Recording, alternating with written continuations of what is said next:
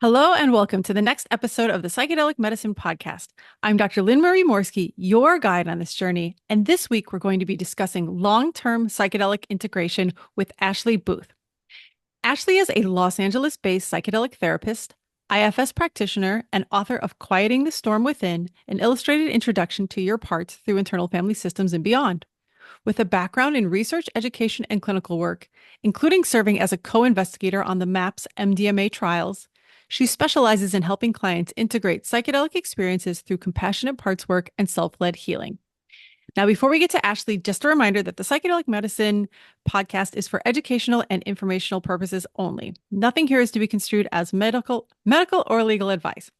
And one more reminder, if you are a clinician and you would like to learn more about psychedelic medicine, because maybe your patients are asking questions and you'd like to be prepared to answer and have discussions with them, please check out the Psychedelic Medicine Association. It is our goal to get you up to speed on the latest in clinical research findings, and you can find us at psychedelicmedicineassociation.org. Now, without further ado, thanks so much for joining us today, Ashley. Hi, it's great to be here. Thank you.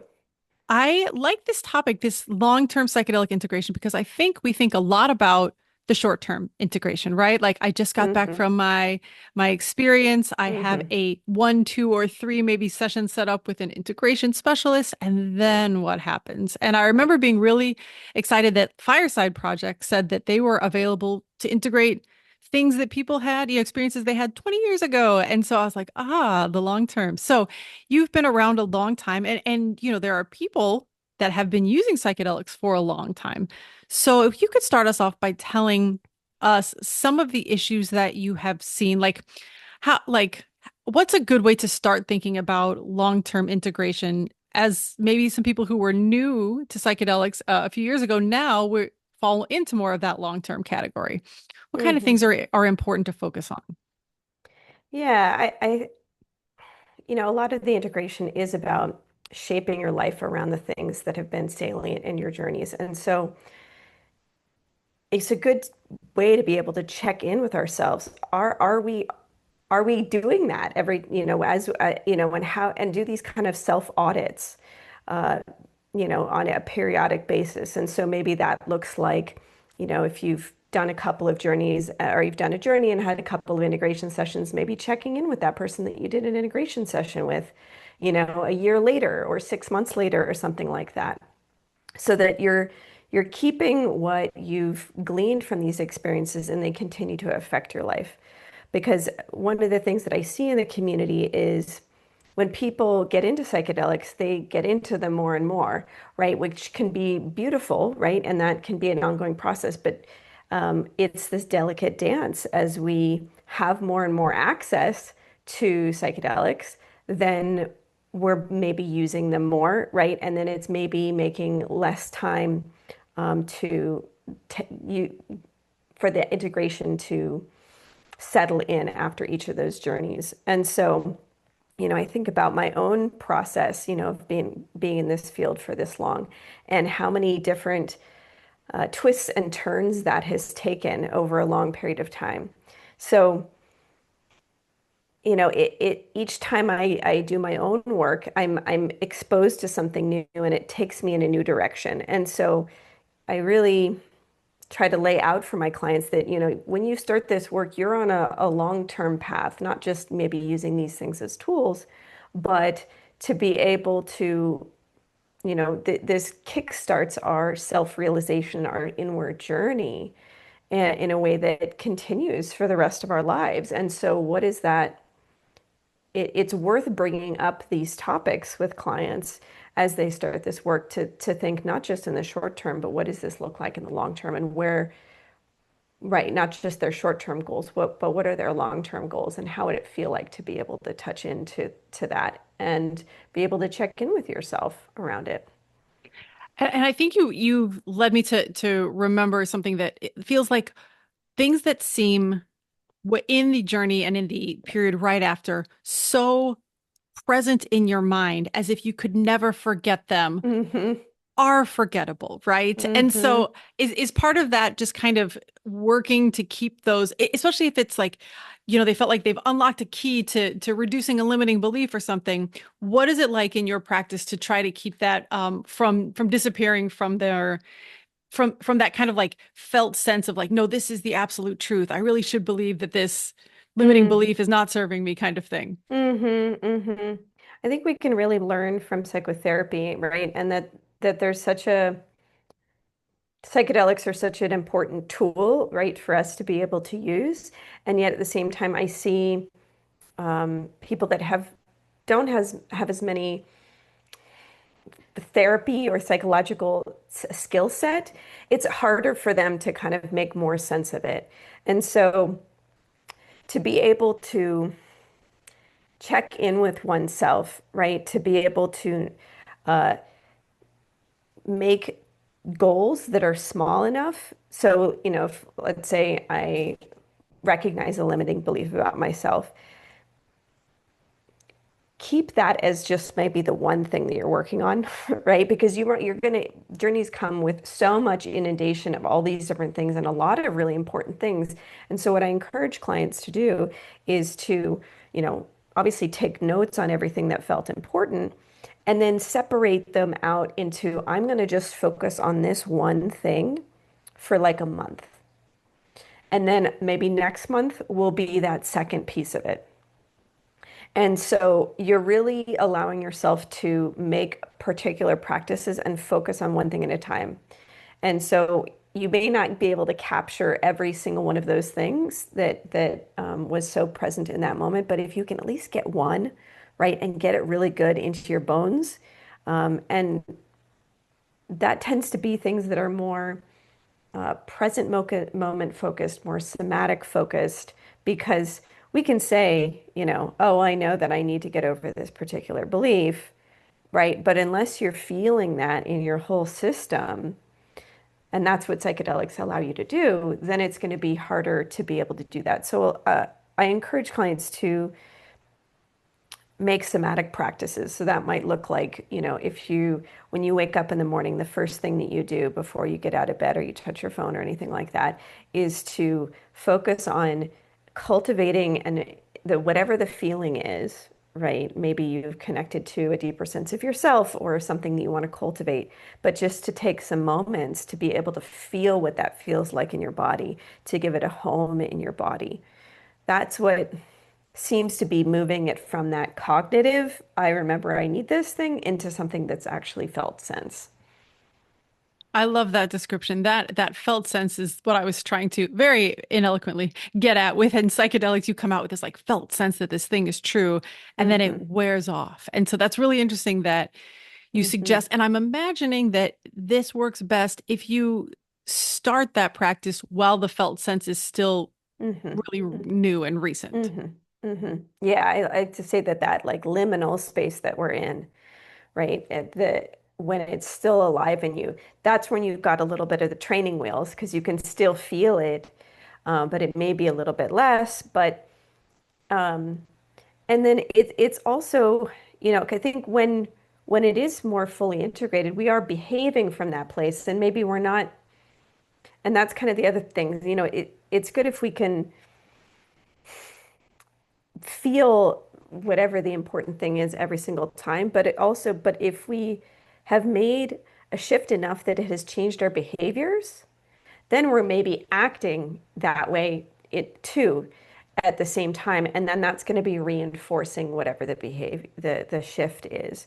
And so it's really hard to be fully present 24/7, and I don't know many people that are able to do that. I think especially in our culture, there's so much coming in at us, and it's distracting and it's fast paced. It takes a concerted effort to slow down, and that's really where those deeper messages and deeper wisdom gets to live, is in those slow spaces. And so I think I would, if I was going to give sort of an integration advice overall, it would just be creating time to slow down so that whatever it is that you felt like was important in your journey, it's creating that practice of remembering. And that requires making space and slowing down. That makes sense. And by the way, for anybody watching this on YouTube, and Ashley, I hope this is not super distracting, but my dog has just decided that like he can't live without me It's and so is sitting cute. on my lap, and so I he's love making his first it. appearance on the YouTube channel. There's Paco. But I'm So sorry if that cute. was distracting. Just suddenly a No, I head love it. head pops up on the screen. But you know, in this discussion, it harkens back to a lot of kind of memes that I see and recurring discussions. And I think this is part of this larger conversation is when, how does somebody know that they are, and I know this is a slightly separate discussion because you could spend the rest of your life integrating, you know, one ceremony, Totally. but how does somebody know maybe when that ceremony is integrated enough to do another? Mm, Not that it's like, okay, as soon as that's integrated, we have to do another one. That's not what we're chasing here. But I know a lot of people who, on the flip hmm side, uh maybe do it so frequently that they have not integrated even the first one. And so I hear hmm like the memes or whatever saying, you know, like integrate me, bro. Like these, you'll see these on Instagram, right? And it's like So, you haven't even started to integrate the first one, much less done lifelong. So I know this is only tangential, but if you could talk a little bit about how you advise your clients on how to know when perhaps is a good time that they are ready to undergo another type of journey. hmm Well, so I work within the internal family systems model. And so let me just give the little short backstory on that so that people have a little context. But in internal family systems, it's a model that sees and has identified that our mind is actually multiple. We're not just like one ego, right? But that we actually have different parts of us that have different perspectives. And so the little kind of glib example that I give in my book is like one part of you might think, "Ooh, I want to eat that donut," and the other part's like, "Don't eat the donut; it's not healthy for you." Right? We're all used to having these different parts of us, these different perspectives, and then they might be disagreeing. So how I use that in therapy and integration spaces is that we need to check in with all of the different parts and protectors in our system to be able to say, hey, why are we wanting to jump back in right now? And oftentimes, if there's a level of urgency that's coming through it, you know, some part that just wants to feel better, right, which is totally legitimate, but we want to see, is that urgency skipping over things? Right. So there's no hard and fast rule of like how much time, but it's really about being able to look back at your system and say, where is this um, urge or longing coming from? Uh, and can we get a variety of different perspectives from inside your system that may be able to illuminate that for us, right? And it could be also sort of interesting to say, you know, like, well, could you wait another month before you do this thing and see, does that bring up something in your system that's like, oh, I don't want to wait another month. I'm too uncomfortable. Oh, okay. Let's take a look at that part of you, right?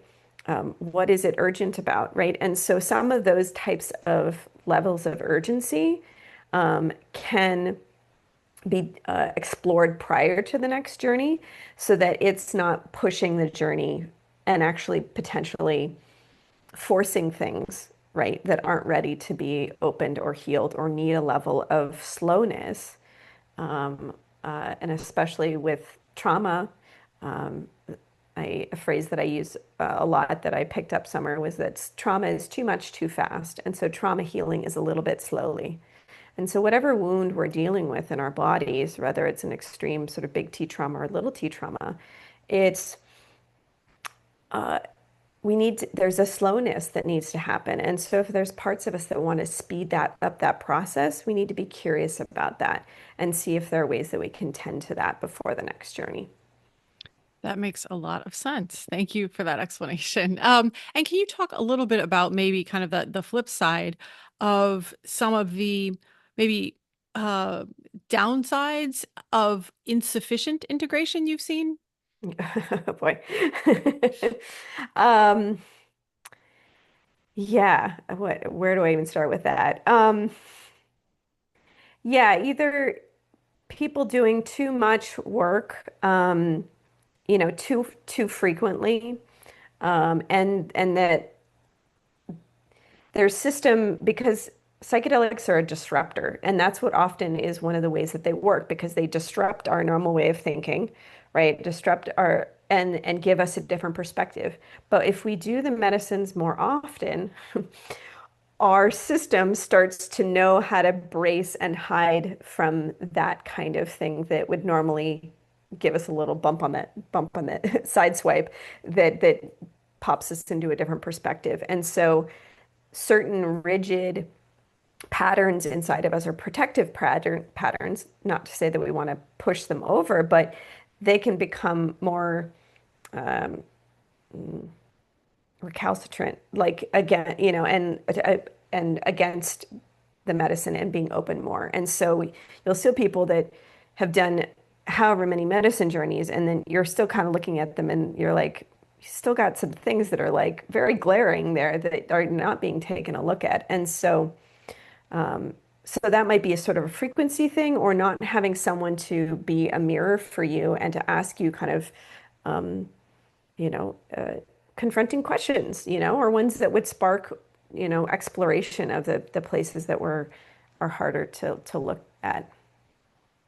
Have you dealt with, and this is again, sorry, it's tangential, but uh, the psychedelic narcissism. This is we've discussed this a few times on the podcast, and I'm Hmm. wondering, if you ever work with somebody and you see like hints of this coming up when you're doing integration, how do you address that, and how do you work to, say somebody out there is listening and may wonder if they're exhibiting some signs of this, like, what can a person do to try to lessen the chance of that happening?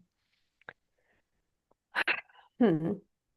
Well, I think what I notice there's like an early phase in people's journeys, especially when things are all so new, and so that can kind of spark this sort of like um, inflated ego, maybe kind of overly focused on yourself. But when we're doing these kinds of things in community, the community can kind of help with that to a certain extent. Um, so, but I also sort of trust in a way that if people have to go through that phase or have some experiences like that, I'm not. I'm not here I'm going to use some air quotes here, but not here to like rob them of some of the challenges that they might need to move through, right? And so we want to be safe in the way that we use these things, but we are not going to be, there's not going to be a way to be so possibly safe that we prevent these challenging things from happening. And so while it may be messy, it may be something that people need to go through and explore. Um, but where the other piece around sort of the narcissistic kind of patterns that come up is when people already have maybe narcissistic patterns and they start doing psychedelics, and then they, suddenly want to maybe be in the role of a facilitator or something to that effect because that feeds the esteem that feels good to their system. So we can kind of tune our ears to the people that might be were seeking out for facilitation help, of like who asking questions like who do you go to for consultation, or what do you do to continue learning around this work? And if they're not giving something that has a somewhat humble response, then you might want to be a little wary. Thank you for that reminder. We always try to bring up different ways that you can vet the person that you may be going Hmm. with. So yes, ask them these questions, and also don't overlook your own gut. I think a lot of Yeah, people, totally. they might have that sense, but then, part of the aura of the narcissistic person is just this confidence they have. And so, Hmm. I think a lot of people can kind of second guess their gut, like, man, they seem so confident. They've got all these success stories. Well, Hmm. why am I Hmm. getting a weird feeling? Yeah, Yeah. yeah. Yeah. Yeah, and that, that that anxious or urgent part that I spoke about earlier that I see in people, sometimes that can override the gut because it's like, oh, I found at least I finally found a facilitator, right? And then they override that just because they're eager to heal, which again, I want to, be in compassion for that too. Yeah, absolutely. Okay, so let's talk about, I know you work with internal family systems, but you also mentioned somatic, et cetera. One of our favorite things. We Hmm. just did an episode on that. Hmm. What are some ways that, besides the, like you said, the somatic, waking up, having that felt sense, trying to recreate that felt sense they had in the Hmm. journey, what are some other ways that you have, other means you've incorporated into your lifelong, long-term psychedelic integration practices for Hmm. clients? Hmm. Well, the IFS model is, when we can fully map out well, fully is maybe a bit, you know, maybe we won't aim for fully, but, map out our system in a way that we start to see where are wounds, what do we cluster around? Because there's a great book that a friend recommended, or one of my colleagues recommended, which I recommend to my clients now, is called The Origins of You. And it maps out there are five categories of wounding that we have. So, we can have a worthiness wound, we can have a trust wound, we can have a belonging wound, we can have a safety wound. Um, and then now, of course, I've forgotten the fifth one. But you get the picture. It's like Yes. there's different kinds of priority. That's what we're not feeling like we're being prioritized.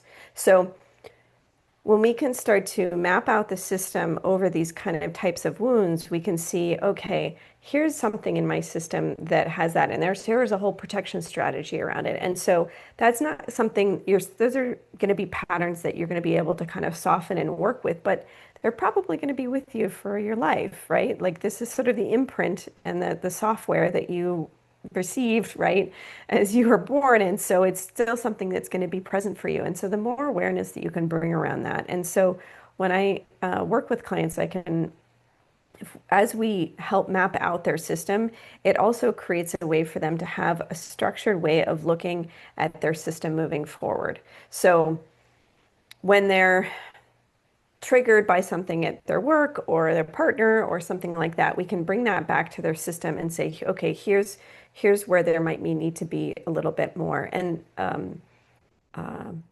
work or attention given. And so it gives a framework because sometimes it's like without having some scaffolding, it can be like, oh my God, I'm working on all these different things. It's like it's a little disorganized in a way. And so this gives it a way to like make it a little bit more tangible and a little bit more discreet so that we can see. And then you're developing a deeper relationship with each of these different parts of you over time. And so different things are going to get revealed.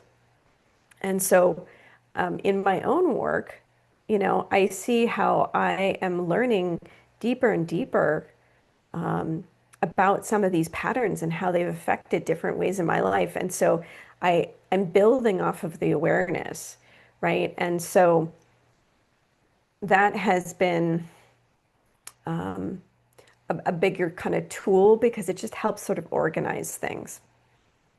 And can you talk about, I'm picturing here like the ideal situation with your long-term psychedelic integration is obviously that you started right after, but if somebody's out there listening and they have had experiences many years ago and Hmm. maybe plus or minus had integration in the short term, Hmm. um, is long-term integration still available to them? Yeah. I mean, if they can still remember their experience, I would say that it is. And so, maybe taking some time to be able to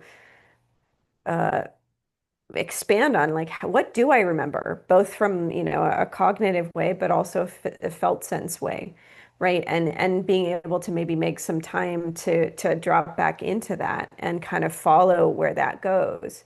And so, it's again sort of like making the time and the attention to be able, or intention, right, with our attention to be able to do that. Um, yeah. And, I think one of the things that, going on a little bit of a tangent here, was just Please. that, I think I see, is so much, because there is so much hope in this field, right? And it gives people hope.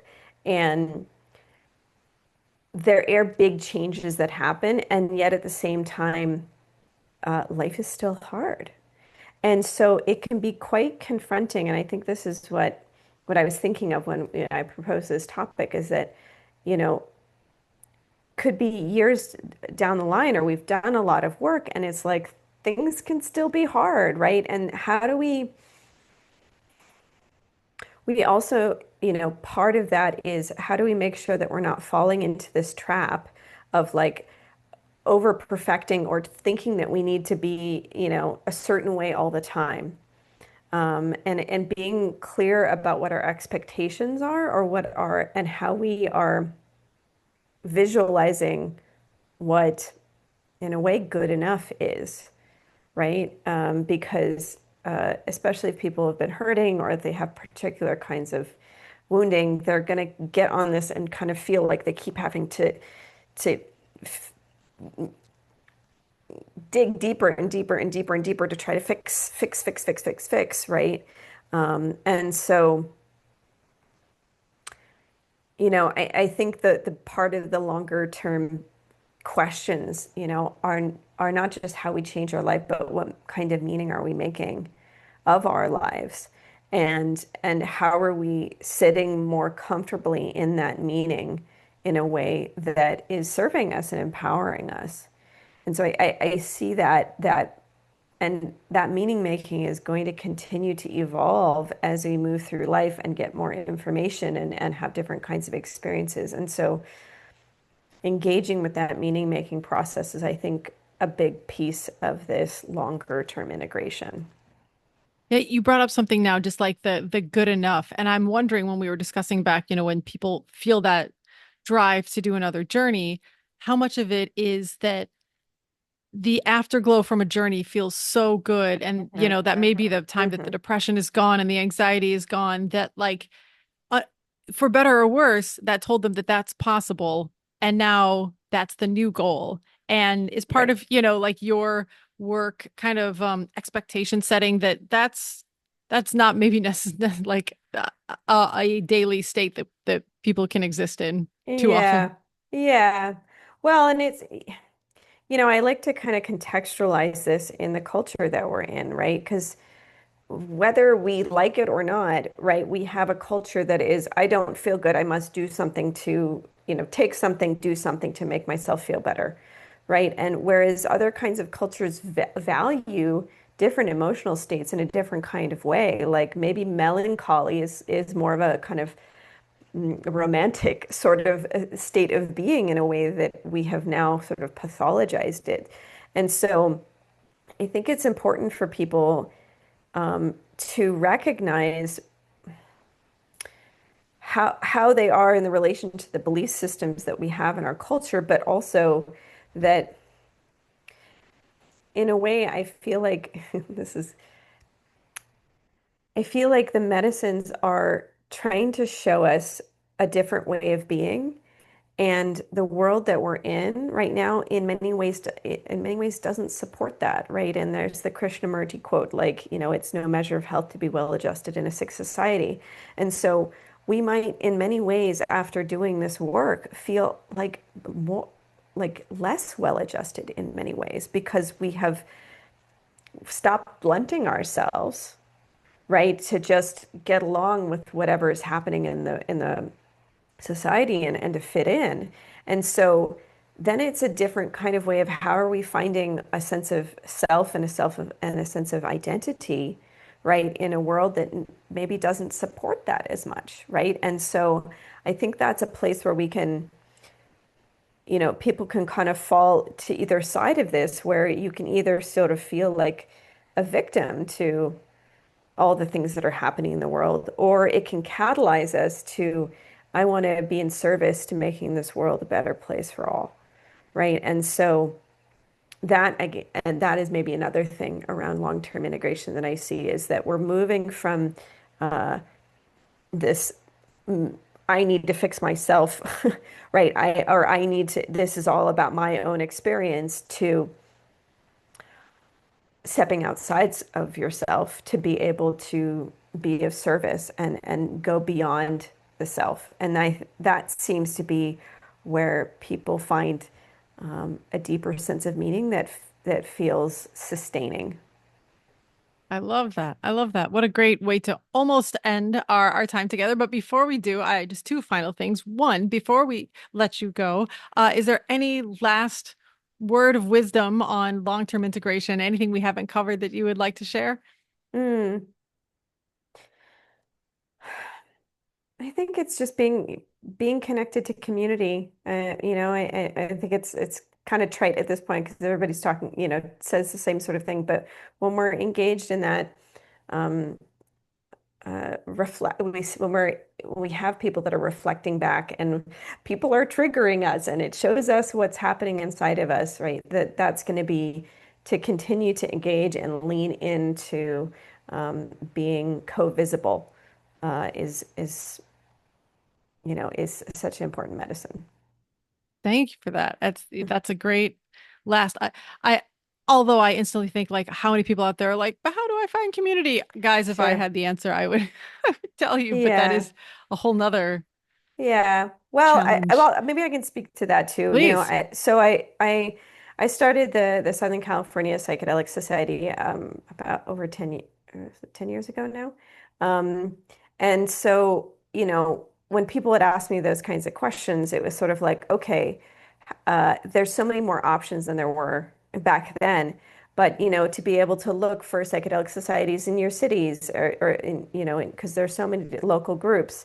Um, there are a lot of groups that are doing online integration circles. So even if maybe you're not in that close to a town that has it, they might have an integration circle that has an online component. Um, so the others are out there, right? And there's maybe a little patience that's needing to be involved a little bit, but um, even if you're kind of finding psychedelically tangential or tangential, like adjacent communities, that can be, like people that are into yoga or meditation or ecstatic dance or, holotropic breath work. These are all sort of adjacent, and you might be able to find because it's not the psychedelics aren't the thing, they're just the finger pointing at the moon. And so we're these are all tools to be able to support us getting more connected to ourselves. And so I think there's a lot more people out there than people know. Very fair. I just meant like regular communities, but sure, yes, finding. Sure. I think psychedelic communities would be easier to find than like a community of doctor lawyers that are near me, right? Like, like I, I definitely think that we can find those global psychedelic societies out there. We can throw a link to that in the show notes. But Ashley, can you tell people where to find more about you and your work? Yeah, so my website is ashleybooth.net. I do provide clinical consultation and psychedelic integration support. I'm a ketamine assisted psychotherapist.